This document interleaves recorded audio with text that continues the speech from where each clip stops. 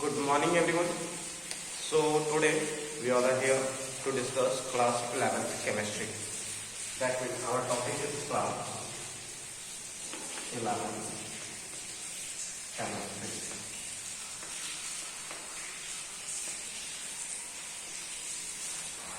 And our subject, our chapter is cellular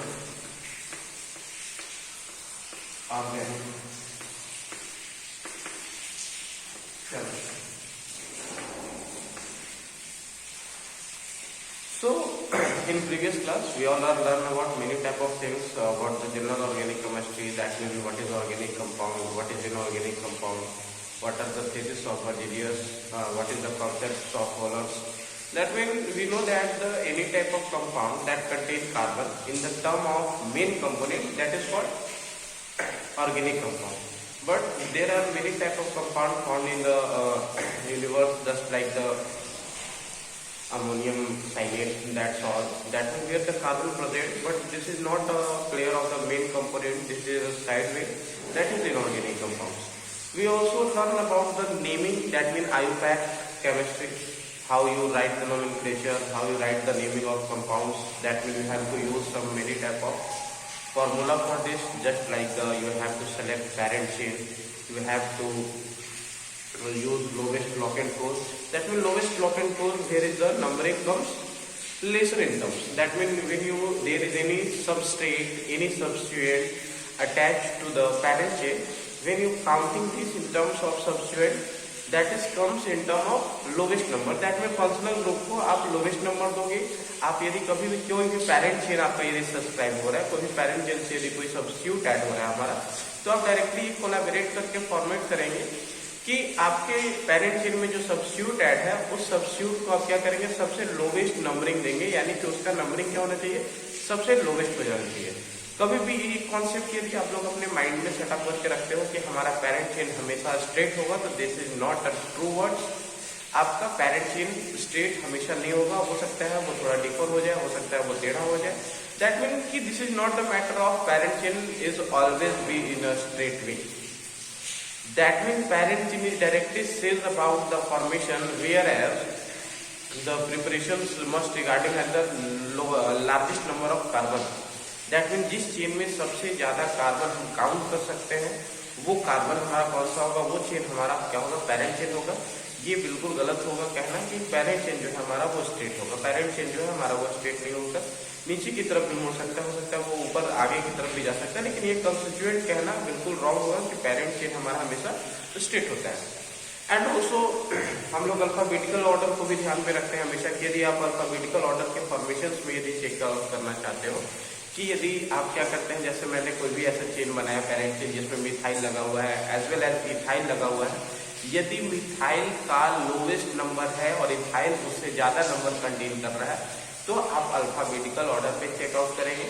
and alphabetical order के formation में ये होता है कि जिसका नंबर अल्फाबेट में सबसे कम आता है, सबसे पहले हम लोग उसको राइट करेंगे. तो इन सारे प्रॉपर्टीज को, इन सारे रूल को फॉलो करते हुए हम लोगों ने यहाँ तक क्लियर आउट कर चुका है कि किस तरह से हम लोग नेमिंग ऑफ कंपाउंड्स कंप्लीट करेंगे. जैसे वी हैव अ क्वेश्चन,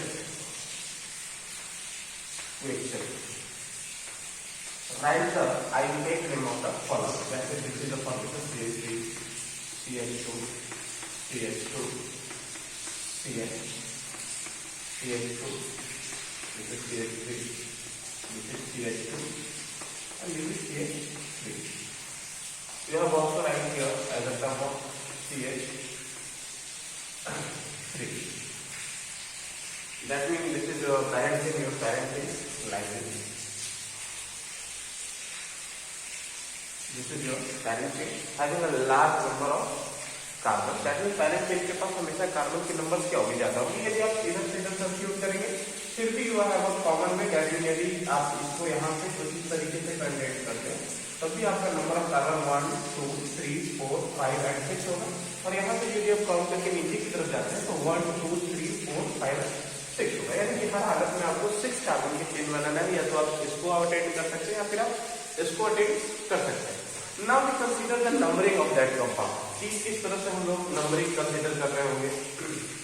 यहाँ पर हमारा एक H होगा, क्योंकि हम लोगों ने सब्सट्रेट बेस के साथ क्या किया है, अटैच किया है। कार्बन की वैलेंसी को हम लोग हमेशा सेटिस्फाई करेंगे। Carbon having 1 bond, 2 bond, 3 bond and 1 hydrogen, that means tetravalency is completed. Tetravalency of carbon is satisfied in this way. Now the naming of this compound has to written as the following terms. This is the numbering. This is the numbering. Just wait. Numbering formation. This is 1. This is 2. This is 3. This is 4. This is 5. And this is 6. From here to this, 1, 2, 3, 4, 5, and this is 6 formation. Now we have to write the lowest common rule. Left से right, left से right की तरफ जाने पर हमारा जो substituent है, this is the term of substituent. Substituent. This is also substituent. Substituent.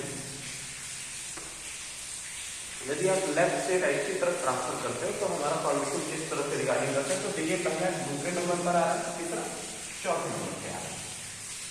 यदि आप राइट से लेफ्ट आते हो, कैसे आते हो, यदि राइट से लेफ्ट की तरफ आते हो तो हम लोग काम करेंगे 1, 2, 3, यानी कि पहला हमारा 3 नंबर से और दूसरा 5 नंबर से। ये दो हमारा लोवेस्ट कॉमन रूल अप्लाई करने का फॉर्मेशन है। अब आप चेक करो कि लोवेस्ट कहाँ पे है, 2, 4 या 3, 5, तो this is the formation correct. That is this consideration of numbering is correct for this IUPAC naming. This is methyl. This is methyl. And this is ethyl. Now you have to write the naming of this according to this lowest common rule. So you have to write the alphabetical order in terms of first series. That is there is an M and this is E. तो हम लोग लिखेंगे directly, क्या लिखेंगे, 4 ethyl, ethyl, comma, next again 2 methyl, methyl. How many carbon? 6. That will hex. And there is all carbon attached with a single bonded particle. That all carbon are attached with a single bonded particle. Hence this is A. Hex A. So this is the IUPAC name of the following.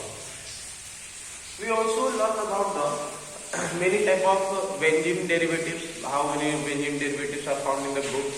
मैंने आपको group में mention किया था कि आप बहुत सारे ऐसे बेंजीन डेरिवेटिव्स जो होते हैं उनको आपको हमेशा याद करना होगा कि कहाँ पे कौन सा पोजीशंस पे आप डबल बॉन्ड लगा रहे हो, किस तरह से आप यदि उसके अंदर सब्स्टिट्यूएंट ऐड कर रहे हो, तो उस तरह से हम लोग इस तरह से फॉर्मेशन करते हैं।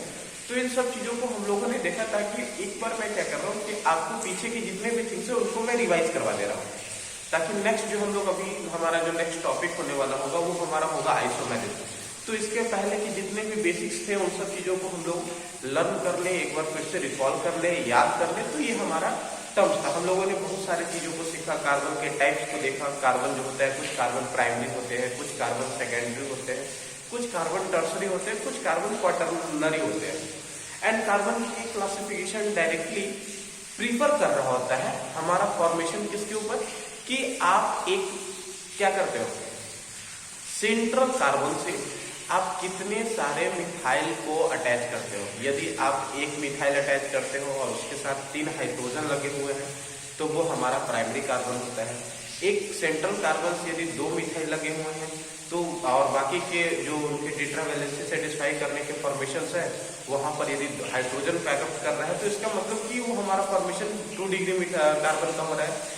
यदि एक सेंट्रल कार्बन एटम से 3 मिथाइल लगे हुए हैं और 3 मिथाइल के फॉर्मेशन में एक हाइड्रोजन कंडेम्ड कर रहा है ताकि कार्बन की टेट्रावैलेंसी सेटिस्फाई हो जाए, तो इन फॉर्मेशंस को हम लोग डायरेक्टली कंडेम्ड करते हैं। किस वे में? इन फॉर्मेशन को हम लोग डायरेक्टली कंडेम्ड करते हैं कि ये हमारा टर्सरी कार्बन है। कभी बार ऐसा भी हो जाता है कि कार्बन की चारों वैलेंसी की सेटिस्फैक्शन को आप मिथाइल के हेल्प से ही कंप्लीट कर दो, तो उस समय जो फॉर्मेशन होगा हमारा वो होगा क्वाटरनरी कार्बन का, यानी कि सिंगल कार्बन 4 हाइड्रोजन के साथ कंबाइन है, तो वो हमारा फॉर्मेशन होता है कैसा, क्वाटरनरी का, जिसको हम लोग अनदर नेम से भी लिख सकते हैं, आइसोनियो के फॉर्म में। अब हमारा दूसरा टर्म होता है, कई बार आप लोगों ने बुक्स को ओपन किया होगा जीओसी के टर्म्स में, क्योंकि अभी आप क्लास 11th में हो, काफ़ी कुछ चीज़ें जो है वो आपको नई नई लगेगी। कभी भी किसी स्ट्रक्चर के सामने नियो लिखा होता है, आइसो लिखा होता है, तो हम लोग काफ़ी कंफ्यूज हो जाते हैं कि what is the meaning of iso, neo, what is the meaning of n normal pentane, iso pentane, neo pentane. तो ये कॉन्फ़िगरेशन काफ़ी ही ईजी है। आप यदि इसको इजीली कंजर्व करोगे तो ये बहुत ही ईजी टर्म है, आपको ज़्यादा कुछ करने की जरूरत नहीं है। आप बस क्या करो कि आप चेकआउट करो कि आपका जो पेरेंट चेन है उसके सेकंड कार्बन पे यदि कोई एक मिथाइल लगा हुआ है, यदि ध्यान से समझना है configuration, that mean when there is a parent chain and you have to put second carbon having one methyl, that mean your formation will be iso, that mean your formation will be iso. यदि आपके second carbon पे दो methyl लग रहा है, इसका मतलब कि your formation will B neo. और ये आइसो एंड नियो का फॉर्मेशन जो है वो हमारा डायरेक्टली प्रीफर कर रहा होता है सिर्फ और सिर्फ फॉर्मेशन के ऊपर, नेमिंग के ऊपर। और वो नेमिंग हमारा कैसा होता है, वो नेमिंग बच्चा हमारा होता है कॉमन नेम। यदि आप IUPAC में यदि वो नेमिंग लिखोगे तो उनकी नेम्स क्या हो जाएगा, डिफरेंट हो जाएगा। तो ये भी कंफ्यूजन हमेशा दूर करके रखना है कि कॉमन नेम और IUPAC ये दोनों नेम्स दोनों डिफरेंट होते हैं। इन दोनों को आप एक साथ यदि अरेंज करने का कोशिश करोगे तो वो इक्वली हमेशा सेम नहीं होंगे, और इस कंसिडरेशन में आपको ऐसा लगेगा कि हमने क्या किया है, जो नेमिंग लिखा है वो क्या है, वो गलत है। तो ये चीज को हमेशा क्लियर आउट करके रखेंगे। हो सकता है वहां पर आप आइसो की जगह पर कोई और अदर इन्फॉर्मेशन लिख सकते हो, वहां पे वन मिथाइल लिखा हुआ हो सकता है वहां पे अनदर टाइम से में कुछ और अटैच किए हो। तो इन सब चीजों से घबराना नहीं है, बस आपने कॉन्सेप्ट को इजिली कंजर्व करना है एंड फॉर्म आउट करना है and you can get the answer. Iso neo के फॉर्मेशंस को मैंने अभी समझाया। मैंने अभी आपको कार्बन के टाइप्स को समझाया। जो लोग प्रीवियस क्लास के वीडियोस नहीं देखे हैं या फिर जो लोग प्रीवियस क्लास अभी तक अटेंड नहीं कर पा रहे थे, जिनका कुछ कॉन्सेप्ट छूट गया था, जो GOC को कंटेंट अच्छे तरीके से समझ नहीं पा रहे थे, तो ये सारी चीजों को आप क्या कर लो, रिकॉल करके अच्छे से समझ लो, ताकि यदि आगे के जो लेक्चर्स हो उनको समझने में किसी भी प्रकार की कोई प्रॉब्लम ना आ जाए। तो अभी हम लोगों ने दो तीन चीजों को भी डिस्कस किया है, आइसोनियो form of carbon and what is primary, secondary, tertiary and quaternary carbon.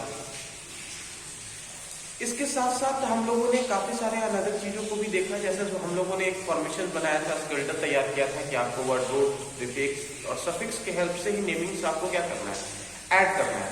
Most important कि हम लोगों ने काफी सारे फंक्शनल ग्रुप को भी अटैच किया। फंक्शनल ग्रुप के टर्म्स में क्या सफिक्स ऐड किए जाते हैं, क्या प्रीफिक्स ऐड किए जाते हैं, तो इन सब चीजों को भी आपको लर्न आउट किया जाएगा। साथ साथ मैंने ये भी बताया था कि किस तरह से हम लोग 3D वे में हम लोग किसी भी कंपाउंड को किस प्रकार से रिप्रेजेंट करते हैं। तो this all are the also the characteristic कि 3D वे में यदि आप रिप्रेजेंट करते हो तो आपको डैश लाइन, वेज लाइन के हेल्प से, सॉलिड लाइन की हेल्प से आपको रिप्रेजेंट करना होगा। जो हमारा सॉलिड लाइन होता है, जो हमारा क्या होता है, सॉलिड लाइन होता है। इस तरह से हम लोगों ने क्या करते हैं, सॉलिड लाइन रिप्रेजेंट करते हैं। सॉलिड लाइन जो हमेशा फ्रंट को सपोर्ट कर रहा होता है, यानी कि ये बताता है कि आपका जो कमांड है, आपका जो सब्सटेंस है वो आपके आगे की तरफ अटैच किया हुआ है। एंड दूसरे जस्ट वेट,